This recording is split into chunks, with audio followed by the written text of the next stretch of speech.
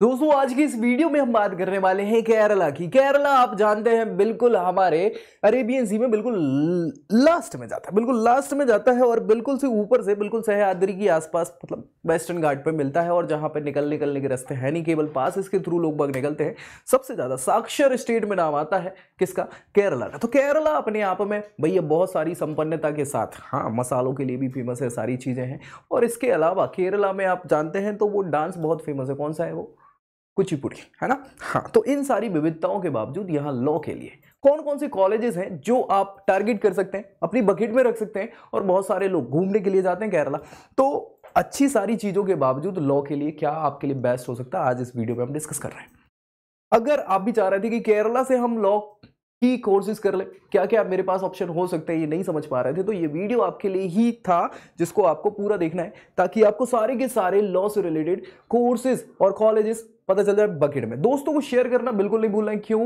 क्योंकि दोस्त होते किस लिए हैं, और साथ ही साथ चैनल सब्सक्राइब कर लेना है। क्यों? ताकि लॉ से रिलेटेड हर एक जानकारी आपको सबसे पहले यही इसी चैनल पर मिल जाए। तो केरला के कौन कौन से कॉलेजेस, यूनिवर्सिटीज बेस्ट हो सकते हैं, ये हम यहाँ पे डिस्कस कर रहे हैं। देख लो भैया, ये नाम है, ये नाम आप ऊपर नीचे अपने हिसाब से कर सकते हैं, आपकी प्रेफरेंसेस के हिसाब से। सबसे पहले एनएलयू कोची। भैया टोटल, ऑल टोटल की बात करें तो भारत में एनएलयू यानी नेशनल लॉ यूनिवर्सिटीज जो है वो 22 थी, अभी बढ़ के 24 हो गई है। ठीक है, तो टोटल 24 है, जिसमें एक कोची का एनएलयू बहुत फेमस एनएलयू है, जिसको हमने टॉप प्रायोरिटी दी है। और ये क्लाइंट के बेसिस पे अच्छी रैंकिंग पे ही आपको मिलता है, मेरिट बेस पे मिलता है। एक वीडियो वो भी बनाई थी कि भैया एनएलयू कोची कितनी रैंकिंग में मिल सकता है, तो एक बार चेक कर लीजिएगा। ठीक है, बढ़िया, एनएलयू कोची। इसके अलावा दूसरा ऑप्शन आपका हो सकता है Kerala law academy law college. Third हो सकता है Cochin university of science and technology Kochi. ये साइंस और टेक्नोलॉजी से रिलेटेड कॉलेज है, लेकिन बावजूद इसके ये लॉ कोर्सेज भी कंडक्ट करवाता है। और फिर बात करें गवर्नमेंट लॉ कॉलेज एर्नाकुलम की, है ना। हाँ जी भैया, फिर गवर्नमेंट लॉ कॉलेज तिरुवनंतपुरम, और भैया school of Indian legal thought Mahatma Gandhi university. और उसी में फिर बाद में MGU केरला महात्मा गांधी यूनिवर्सिटी में अलग से एस्टैब्लिशमेंट हुआ है लॉ के लिए। तो ये सारी की सारी आपकी टॉप प्रायोरिटी हो सकती हैं अगर लॉ कोर्सेज आप करना चाह रहे हैं केरला स्टेट से। ठीक है भाई, तो एक एक को हम थोड़ा सा डिटेल में, थोड़ा सा बेसिक डिटेल डिस्कशन हम डिस्कस कर सकते हैं। इसके अलावा भी अगर आप चाहें कि मेरे लिए मेरी प्रोफाइल के आधार पर क्या बेस्ट हो सकता है ये हम बताएं, तो नीचे डिस्क्रिप्शन बॉक्स में आपको मिलेगा प्रोफाइल एनालिसिस फॉर्म, जिसको फिलअप करिए और हम बताएंगे आपके लिए क्या हो सकती है बेस्ट अपॉर्चुनिटी या फ्यूचर में करियर से रिलेटेड सारी जानकारी। तो चलिए, यहाँ पे सबसे पहले एनएलयू कोची, बहुत पुराना नाम नहीं है ना, 2005 में स्टैब्लिश हुआ है एनएलयू कोची, और अभी तक नाम बहुत अच्छा कमा चुका है। BA-LLB LLM के प्रोग्राम में कंडक्ट करवाते हैं। फीसेस इनकी जो है 6 लाख रुपए करीब इंटीग्रेटेड प्रोग्राम की, और 1.5 लाख करीब LLM कोर्सेज की फीस है, जिसमें एवरेज प्लेसमेंट ये अच्छा खासा 7 से 8 लाख रुपए का ये बच्चों को प्रोवाइड करा देते हैं। और इसके लिए आपको पता ही दिया है मैंने कि क्लैट एग्जाम के बेसिस पर मेरिट में आपको आना पड़ता है और उसके बाद आपको एडमिशन मिलता है। तो भैया क्लैट के लिए 12th में मिनिमम 45% मार्क्स आपके होने चाहिए। चलिए नेक्स्ट बात करें केरला लॉ एकेडमी। ये लॉ कॉलेज है जिसको 1966 में स्टैब्लिश किया गया था। BA-LLB BCom LLB के कोर्सेज कंडक्ट करवाते हैं, जिसकी फीस अराउंड 5 लाख के आसपास है। 5 लाख मतलब 5 साल का कोर्स होता है, इंटीग्रेटेड प्रोग्राम है, तो 1 लाख रुपए प्रति वर्ष के हिसाब से। एवरेज प्लेसमेंट 4 से 5 लाख का है, जो कि ठीक ठाक ही है, बहुत अच्छा इसको नहीं बोल सकते। एलिजिबिलिटी के लिए आपको क्या करना होता है, 50% 12वीं पास होना चाहिए, 50%। उसके बाद केरला लॉ एंट्रेंस एग्जामिनेशन जो है केरला स्टेट के लिए कंडक्ट करवाया जाता है, उसमें मेरिट पे आओ, अच्छे मार्क्स लेके आओ, तो आपको ये कॉलेज मिल जाता है। नेक्स्ट हम बात करें Cochin university of science and technology.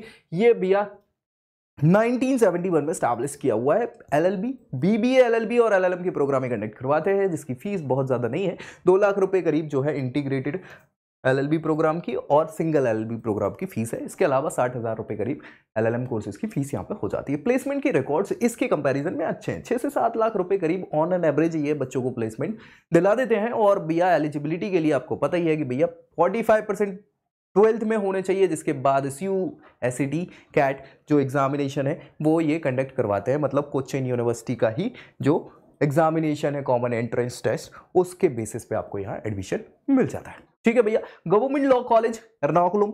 Ernakulam भैया अपने आप में एक नाम है, अच्छी जगह है, लोकेशन है, घूमने लोग बहुत जाते हैं वहाँ पे।